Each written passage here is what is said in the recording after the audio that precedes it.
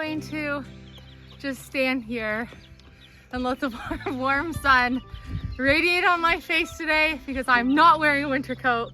It's not even cold. My fingers are not cold. I'm almost hot doing my chores outside today and I'm loving every second of it. It has been negative 25, negative 20, 100-kilometer winds, ice storms, ice pellets, so much snow. The weather has been miserable to do our animal tours, but today we just looked at the 14-day trend because we saw the sun coming out and we have -1, +3, +1. Like the next 2 weeks are going to be absolutely gorgeous, or so they say. And so today we're going to spend the day, we're just kind of spending a couple hours here. We're going to transition the baby chicks we got a while back. They're ready to go into their coop. They've been living in the living room. You've been hearing them chirping on our videos over the past couple of months. And they need to get into the coop here while we have a more mild day so they can kind of acclimate into the temperatures. They're gonna snuggle up in their little tree fort we made. I'm so excited not only to get these guys out of the house, but also get them into their whole coop area here and get in with the flock. We have Bantam Easter Eggers and Rhode Island Reds that are going into the coop now. Hi guys. Hi ladies. Great. Are you ready? You're probably wondering what the difference between the Ayam Chamanis that I got a couple of months ago, they're actually doing really good in size. What's the difference between them and the black chickens that I bought that are about to go into the coop? So you can see that the Ayam Chamanis have the all black around their eyes, black beak, black legs, and then the Bantam Easter Eggers have the yellow on them. That's how I'm going to tell them the difference, tell them apart.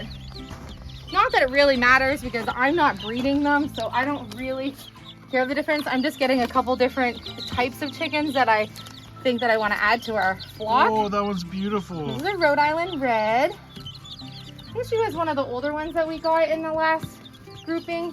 And I am still gonna get some more chickens when I see that there's some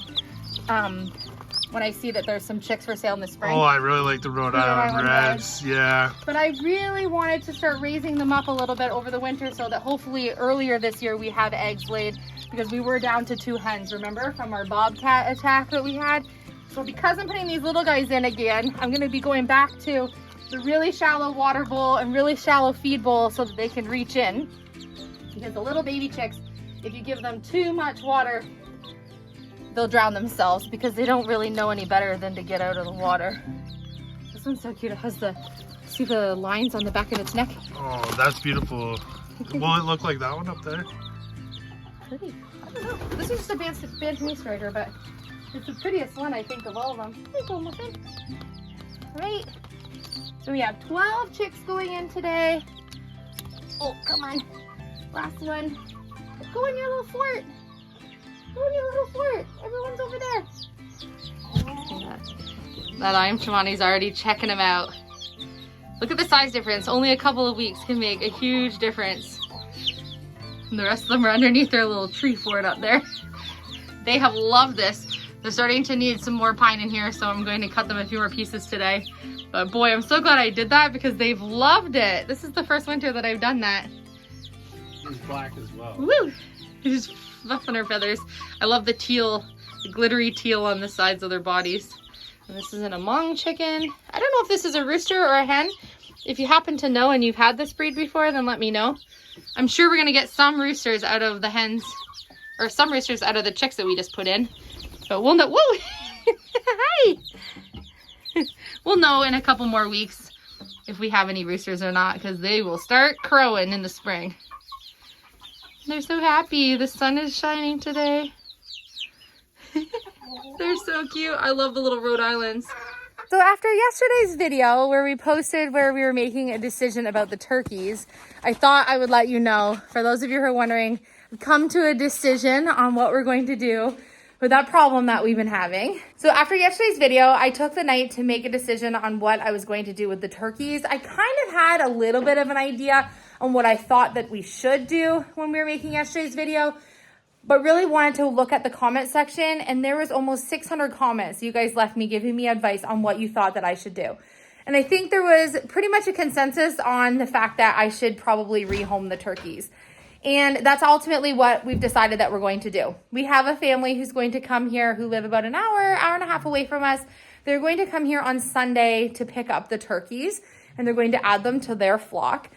We have decided that even if we wait a couple of months to see if Sven is a tom or not, that will mean that we've kind of missed our egg laying season, and they probably wouldn't be fertilized. Obviously, if he's not a tom, they wouldn't be fertilized. And even if they are, we have a million projects on the go right now, and I just don't want to be fussing around with candling eggs and worrying on incubating eggs that may or may not be fertile. And I don't think that it's a good idea for us to freezer camp them, because I think because they're a little bit older now, the meat is going to be super tough, and it's not going to be that they're processed at the proper age for us to have the best success for the meat that we would have been raising to have actually meat for the freezer.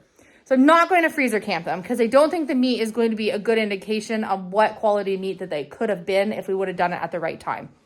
So we've decided that we're going to rehome them, and I found a lovely family that's going to come and pick them up. So we're selling them, and then I'm going to use, it's not a very big amount of money. We're selling the whole flock of them for only a couple of $100s, but that money can be used towards something else, like maybe putting a little bit of money into my next goat purchase. And then some of you had a really good idea. And you're like, Elysia, you were just asking us last week where you should put the goats, and that would be the perfect little goat house.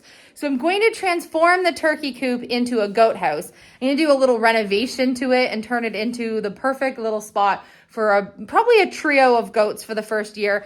And then we're going to add just a little bit of height to the fencing in that area, just to give me peace of mind that they're not going to go over.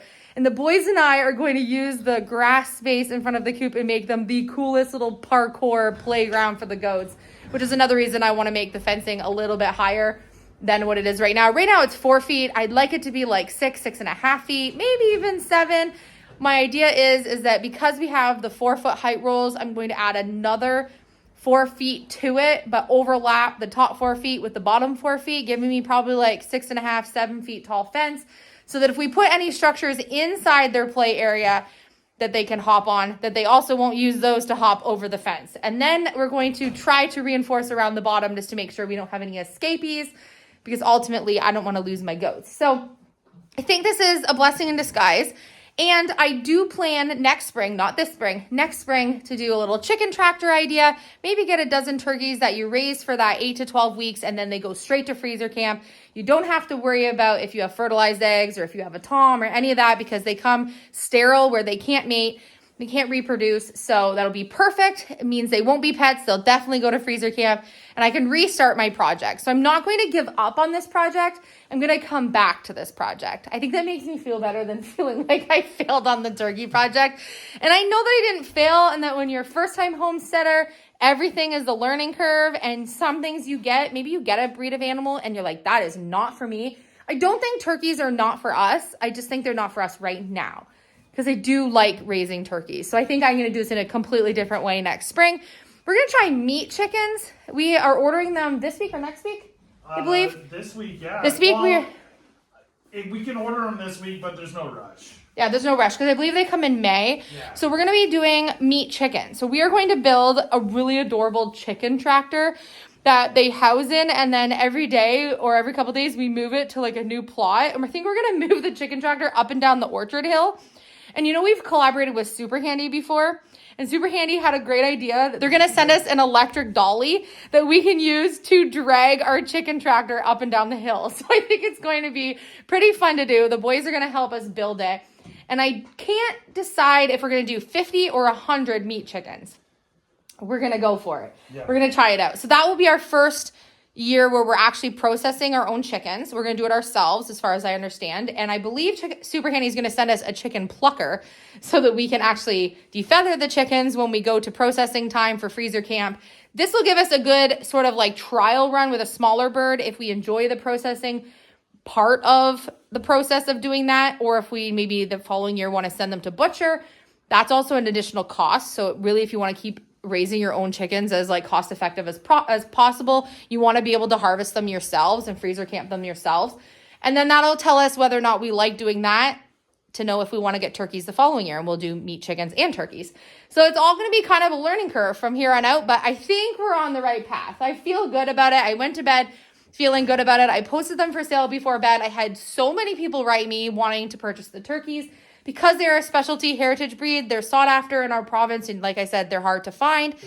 They're purebred. So I think we have a good thing going here. And yeah, we're going to kind of continue with our goat project, which I'm really excited about. YouTube family, do you think I won Henry stressed? I think he's definitely won Henry's stressed. Henry is so happy, and he loves brushing. He loves his daddy. He a daddy's boy, Henry. He is. So these guys tomorrow, as long as the weather stays nice like it says it's going to, these guys are going to go in their barn tomorrow. And then they'll be able to start transitioning to their outside little winter area, which I'm very excited for. I can't wait for them to be in this same enclosure together. Like right now, they've been in love through the gate. Yeah, like I wonder what they're going to actually do. If they're going to love each other or what they're going to actually do. But they were only in here temporarily because we were having those minus 25 temps. So we want to give them more space. This is not their house. As you can see, this is Ragnus. This is Frida's. Like this even is just Ericsson's. the other night, it was minus 20. 20. Yeah, and that's, you know, they're built for it, but... Freezing ice storm. If we have a facility to bring them in, why wouldn't we? Yeah, it takes us 2 minutes to move. Literally took us 2 minutes to move everything around. And they were nice and warm, and we know that they're safe and warm in here. Yeah. And I can get some sleep because I'm not worried that they're freezing all night, which tells me that I think we need to add heat lights into their little facility. So next year that we're more not prepared. worried about that at all. So kind of exciting. I think this is a project that we're really looking forward to. We've decided that when we're done working on the stable barn for Hudson and London, which will hopefully be done by early summer, when we're done that, we are going to break ground on a second barn on the property that will be for the cattle. Like we mentioned when we were putting up the cattle space that we have for Henry and Nora right now, we were mentioning that that was temporary. Anything can be housed in that type of structure. It's just a wind and rain shelter. And so that will always be something that we likely keep on property. There's really no reason for us to ever tear that down. It's going to be a perfect spot for us to have a gate door on, and then who knows what will come to the farm can obviously live in there. We have open housing for literally anything. We could even build stalls in there if we wanted to instead of leaving it an open rectangle. But I think our plan is, as of right now, our plan is when we're done the stable barn, we are going to work on a cattle barn. Obviously, there's going to be some saving involved to be able to do that. So when will that project start? I don't know exactly because we're still working on what we need to do for the big barn, for the stable barn. And we're going to be revamping the mini barn. So when those projects are put together and the animals that we currently have are situated in their kind of permanent spots and everything of those is done, we want to build a cattle barn. We really want to have a barn that's specifically for cattle, that have the cattle stalls that are kind of similar to this inside, but bigger. We kind of have a vision on how we want it to look. Very similar to the stable barn, but different in its own way because it will obviously be for cattle. So that's going to be a really exciting project that probably we will work on in the fall, do you think? Yeah. Probably in the fall. Yeah. By the time we would get to that, like break ground in the fall. And then, as you know, we would have September, October, November, December before snow would fly. And then obviously there wouldn't be a super big rush if we were kind of saving along with building at the same time, because we'll also have the structure that they're currently already in. I think if I'm being really realistic over working on projects for the homestead, the reality is that there isn't just an endless budget to just, rise up all the infrastructure like right when you want to. Yeah. But we can save little by little and work on making that a reality if that's something that we really want to do. And that's something that we do really want to do. We have the experience from building the barn that we're working on right now. It will be built very similar to that barn. Yep. And so we'll already be pros at building by that point. Oh, she's so beautiful. Her long brown locks. We just love her. I love her chocolatey goodness. Nice. Today is day 50. Day 50! Day 50! I can't believe we have posted every single day for 50 days in a row. And yesterday, the consensus on the video was that no one wants us to stop our daily videos. And that's perfectly fine because we weren't planning on stopping anyways. We fully intend to keep going with our daily videos. And that being said, it doesn't mean that we will never not have a daily video, because we are parents first, and life sometimes does make it where you just have to do something that isn't really something that you can film that day. But I do want to bring you along for pretty much anything that we're doing. So you're going to be with us no matter what, which is pretty exciting. So again, like always, thank you so much for always being part of our journey. And we love you so much. Thanks for tuning in to day 50 of our daily episodes. We will be back tomorrow for day 51. We'll be back in Dayton's bedroom. We actually have the boys home today. So we're going to be working on some projects with the boys in Dayton's room today. And yeah, we will see you on tomorrow's episode.